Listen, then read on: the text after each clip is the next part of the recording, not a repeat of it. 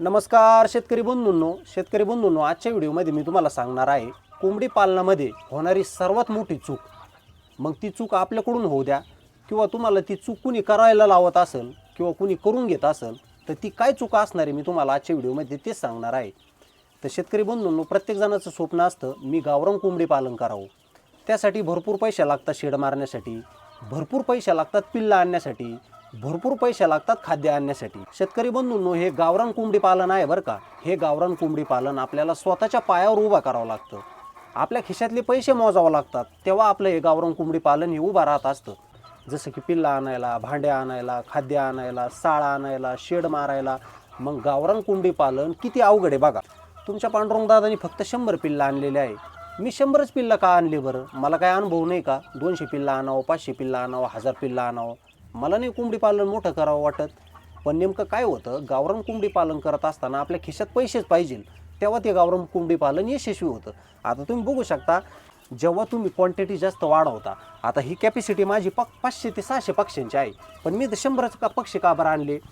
माझे 100 पक्षी एका टायमाला चारा खातात, एका टायमाला पाणी पितात, आणि त्यांना जर आराम करायचा असला तर ते सर्व 100 पक्षी आराम करतात.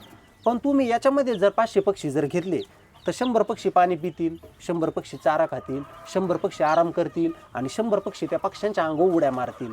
मी शेतकरी बंधूंनो तुम्हाला पहिल्यापासून सांगत आलेलो आहे, गावरान कोंबडी पालन हा व्यवसाय चतुराईने केल्या जाणारा व्यवसाय आहे. शेतकरी बंधूंनो, गावरान कोंबडी पालन जे दिसतंय तुम्हाला, ते सोपं अजिबात नाही. ते सोपं तितकंच आहे, पण माणूस त्याला अवघड करून टाकतो. मी तुम्हाला जीव तोडून दरवेळेस सांगत असतो, तुम्ही फक्त 100 पक्षी घ्या, त्या 100 पक्षापासून सुरुवात करा, आणि त्या 100 पक्षामध्ये नेमकं तुम्हाला अनुभव काय येतो ते स्वतःच्या मनाला एकदा विचारा. किंवा 100 पक्षी आणले, 100 पक्ष्यांना खर्च किती झाला, 100 पक्ष्यांनी आपल्याला 2 वर्षात अंडी किती दिली, त्याच्यातून नर किती निवडले, आपल्याला व्हॅक्सिन कसं लागलं, मेडिसिन वगैरे असतं ते नेमकं आपल्याला कोंबडी पालनामध्ये आपल्या 100 पक्ष्यांना किती लागलं, याचा तंतोतंत हिशोब काढा, आणि मगच तुम्ही दुसऱ्या वर्षी क्वांटिटी वाढवा पक्ष्यांची. आणि गावरान कोंबडी पालनामध्ये 50% हे आपलं घरचं खाद्य लागतं बरं का, विकतचं खाद्य.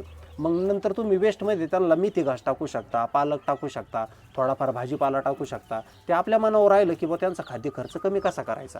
तर शेतकरी बंधूंनो, आपण गावरान कोंबडी पालनाच्या जाळ्यात नेमकं कसं अडकतो, कसं फसलं जातो. 1-2 व्हिडिओ बघतो आपण, इकडून तिकडून माहिती घेतो, आणि लोक सांगतात की आमच्याकडून पक्षी घेऊन जा. पण मला एक सांगा, जास्त पक्ष्याची क्वांटिटी, लवकरात लवकर जास्त मोठं होण्याचा विचार, हे आपलं चुकत आहे बरं का कोंबडी पालनामध्ये, की तुम्ही जास्त पक्षी आणू नका. आता मी तुमच्या पांडुरंग दादानी फक्त 100 पिल्ला आणलेले आहे बरं का, तर मी माझ्या अजिबात चूक केलेली नाही. तर शेतकरी बंधूंनो, आपण जे कोंबडी पालन करत आहोत ना, त्या कोंबडी पालनामध्ये आपल्याला नेमकं कुठली चूक करायची नाही. 100 पक्ष्यांच्या पुढं पक्षी पाळायचे नाहीत. आणि जर तुम्ही गावरान कोंबडी पालन करत असाल, अवघ्या 10 ते 15 गावरान कोंबड्या आणा. जर कोंबडी खुडाली तर त्याच्याखाली अंडे ठेवा. आणि जर तुम्ही माझ्यासारखे पक्षी जर विकत आणले तर 100 पक्ष्यांच्या पुढं काही पक्षी विकत आणू नका. त्याचं कारण असं, माझं तंतोतंत लक्ष राहणार आहे ह्या 100 पक्ष्यावर. आपण 100 पक्ष्यांचे जर पक्षी पुढं जर आणले, ती 1 नंबर तुमची मोठी चूक असणार आहे बरं का. कारण की 100 पक्ष्याच्या वर जर तुमच्याकडे पक्षी राहिले तर त्या पक्ष्यांवर तुमचं लक्ष नाही राहणार. तुमचं कॉन्सन्ट्रेशन आणि खाद्याचा खर्च असा भरकाटला जाईल. आता माझे 100 पक्षी बघू शकता, सकाळी चारा खातात, दुपारी झोपतात, संध्याकाळी चारा खातात, रात्रभर झोपतात. पण ह्या 100 पक्षामध्ये जर जास्त आणखीन पक्षी असते माझे, तर त्यांची धांदल उडली असती. अवघ्या 4 दिवसात पक्ष्यांना पंख फुटलेले आहे, शेपट्या आलेल्या आहे. शेतकरी बंधूंनो, जर आपण एकखटी जर 400, 500, 1000 जर पक्षी घेतले तर आपल्या लक्षात काहीच नाही राहत. त्याचं कारण असं, पक्षी भरपूर खाद्य खातात, आणि त्या पक्ष्यांचं जर पोट भरायचं असेल तर भरपूर आपल्याला खाद्याचा खर्च येतो. मग नंतर काय होतं, आपला पक्षी अंडे येऊस तर आपला खर्च वाढलेला असतो, आणि नंतर आपल्याला खर्च करावासा वाटत नाही. पण तुम्ही जर 100 पक्षी आणले, अगदी कमी पैशामध्ये, अगदी कमी भांडवलामध्ये, कमी खाद्यामध्ये तुम्ही त्या 100 पक्ष्यांचं पोट भरू शकता, वजन वाढू शकता, आणि त्याची व्यवस्थित मार्केटिंग, आणि 100 पक्षी जे अंडे देणार आहेत 60-70 अंडी, त्या अंडीची तुम्ही गावातच मार्केटिंग करू शकता. असा 100 पक्ष्यांमागे तुम्हाला आहे ना 15 ते 20 हजार रुपये किंवा सरासरी 10,000 रुपये, सगळं काही जाऊन, खाद्याचा खर्च जाऊन तुम्हाला 10,000 रुपये हे शिल्लक राहणार आहे. तर शेतकरी बंधूंनो, मला आजच्या व्हिडिओमधून तुम्हाला एकच सांगायचं होतं, कोंबडी पालनामध्ये असणारी सर्वात मोठी चूक आता तुमच्या लक्षातच आली असेल. ती चूक म्हणजे कोणची असणार आहे? जास्त क्वांटिटीमध्ये शेडला जास्त खर्च करणं, जास्त क्वांटिटीमध्ये जास्त पिल्ला आणणं, आणि जास्त क्वांटिटीमध्ये पैशाची बिंदास उधळण करणं. 50 पिल्लं डायरेक्ट झोपलेले आहेत म्हणजे आराम करत आहे आणि 10-12 पक्षी खाद्य खात आहे, तिकडे 10-12 पक्षी बसलेले आहे. म्हणजे जर आपण कमी पक्षामध्ये जर सुरुवात केली तरच आपलं कोंबडी पालन व्यवस्थित राहणार बरं का. आणि जर तुम्ही जर मोठे स्वप्न जर बाळगले कोंबडी पालनामध्ये, शेवगा लागवड, आता प्रत्येकाला शेती नसते, प्रत्येकाला मोठे काही सोय नसते, पण तुम्ही कमी जागेत अगदी 100 कोंबडी पालनापासून आपल्याला चांगलं उत्पन्न कसं भेटेल, तुमचा पांडुरंग दादा तुम्हाला हीच माहिती देत असतो. तर पक्षी बघू शकता, 4 दिवसाचा पक्षी बघू शकता. हे बघा पक्षी किती सुंदर झालेला आहे. आता माझ्याकडे एवढं मोठं शेड आहे, एवढी मोठी सोय आहे, तरी मी 100च पक्षी आणलेले आहे बरं का.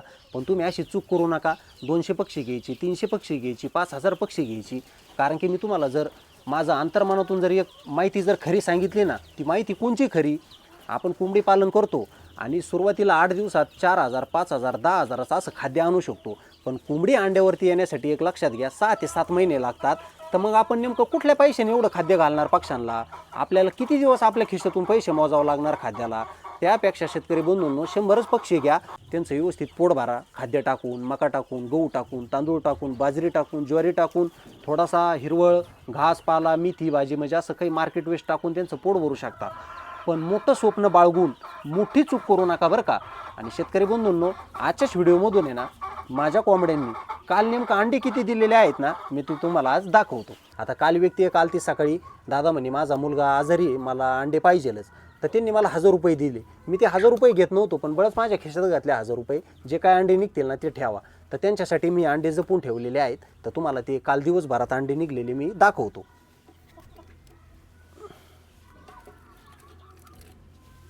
मला अंडी मोजायची आहे आणि त्यांना द्यायची आहे, त्याच्यामुळे मी आता हे अंडी मोजून तुम्हाला दाखवतो. कमी क्वांटिटीमध्ये, कमी पक्षामध्ये जर आपण कोंबडी पालन जर केलं तर आपल्याला हे भरघोस यश येणारच. आणि तुम्ही जर मोठं स्वप्न बाळगून कोंबडी पालन केलं की रोजचे मी 5000 अंडे काढल, 10,000 अंडे काढल, मग वर्षात किती पैसे झाले. आता माणूस कसा हिशोब करतो बरं का, 1000 जर गावरान कोंबड्या असतील तर 700 ते 600 अंडे निघतील. मग आपल्याला 10 रुपयांनी 6 ते 7,000 रुपये हा रोज चालू राहील. पण त्या व्यक्तीला असं माहीत नसतं 1000 कोंबड्या नेमकं किती खाद्य खातात. त्याच्यामुळे मी तुम्हाला सुरुवात कशी करा म्हटलं, 100 पक्षी घ्या, 100 पक्षी वर्षाला किती खाद्य खातात हे एक लक्षात घ्या आणि मगच तुम्ही कोंबड्या वाढवा. आलं तुमच्या लक्षामध्ये. तर चला, आपली अंडी संपलेली आहेत. आता कालच्या अंडी दिलेली आहेत बरं का आपल्या 80 कोंबड्यांनी. हे बघा, 3, 6, 9, 3 चौक 12, 3 5 15, 3 6 18, 3 7 21, 3 8 24, 3 9 27, 3 10 30, 33, 34, 35, 36, 37, 38. शेतकरी बंधूंनो, ज्या 80 ते 85 कोंबड्या आहेत ना, त्यांनी मला 38 अंडे हे कालच्या दिवसामध्ये दिलेले आहेत. त्याच्या अगोदरच्या व्हिडिओमध्ये मी तुम्हाला सांगितलं होतं माझ्या कोंबड्या 35+ अंडे देतात. किती कोंबड्या? 80 ते 85 कोंबड्या 35+ अंडे देतात. एक दिवशी 47 ते 48 अंडे निघले होते, त्याच्या दुसऱ्या दिवशी 42 अंडे निघले होते. आता काल 37 ते 38 अंडे निघलेले आहे. आता ही क्वांटिटी कमी होत नाही जाणार. मी आता कॅल्सी रॉयल जी पावडर आहे ती या कोंबड्यांना कंटिन्यू देतच आहे. म्हणजे माझ्या कोंबडी पालनामध्ये अंड्याचा उतार चढ हा नेहमी होत असतो. एक दिवस असा आला नाही की कोंबड्यांनी सारखे अंडे दिली. आज जर 35 दिली तर उद्या लगेच 40 देणार, परवा 45 दिली तर परत 30 देणार.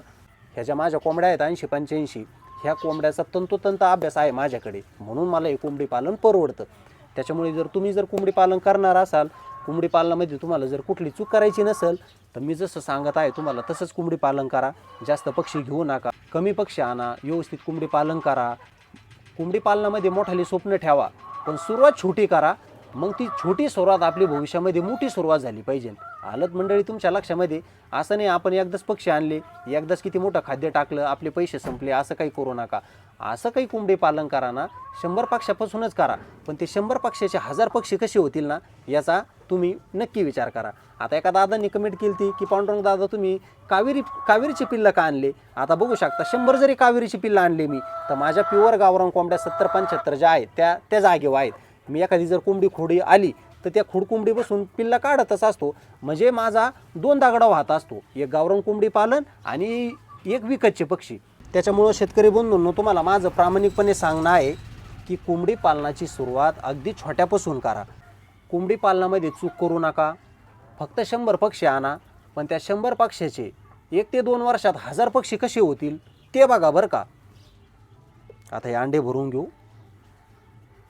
कारण की कोंबडी पालनामध्ये खर्च भरपूर असतो. सुरुवातीला खाद्य लागतं, मेडिसिन लागतं, भांडे वगैरे लागतात, जाळी लागते, पत्रे लागतं, शेड लागतं, भरपूर असा खर्च येतो. आणि मग आपण काय करतो, जास्त क्वांटिटी करतो पक्ष्यांची, मग ते जास्त खाद्य खातच, मग ते माणसाला जमलिंग बसती, माणसाचं असं डोकं आऊट होतं, कोंबड्या किती खाद्य खात आहे.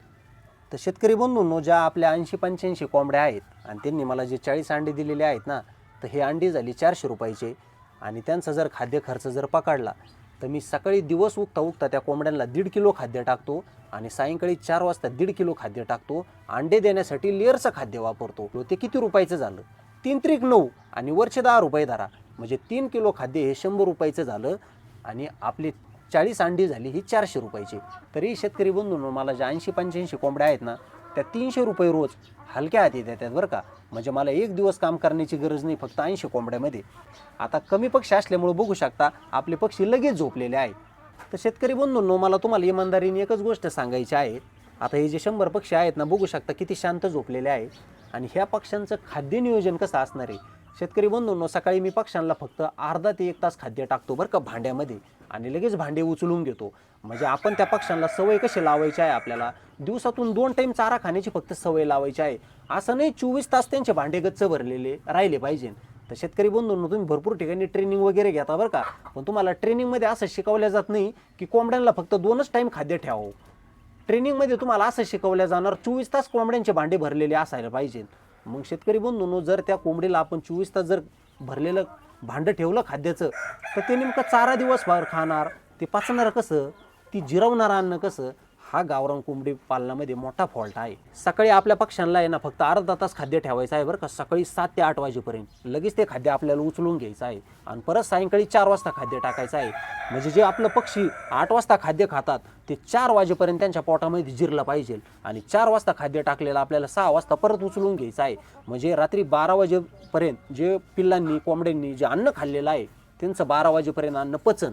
आणि कोंबड्यांना अशी एक सवय लागल, कोंबडी पालनामध्ये सर्वात होणारी मोठी चूक, जे आपण विकतचे पक्षी आणतो आणि त्या पक्ष्यांना 24 तास जे भांडे भरून ठेवतो ना, ती सर्वात मोठी चूक आहे बरं का कोंबडी पालनामध्ये. तर चला शेतकरी बंधूंनो, आणखीनही तुम्हाला माहिती द्यावं वाटते, पण आपला व्हिडिओ जास्त मोठा होईल. तर चला उद्या किंवा परवा अशाच नवीन एका भन्नाट माहितीमध्ये भेटूया शेतकरी बंधूंनो. तोपर्यंत धन्यवाद.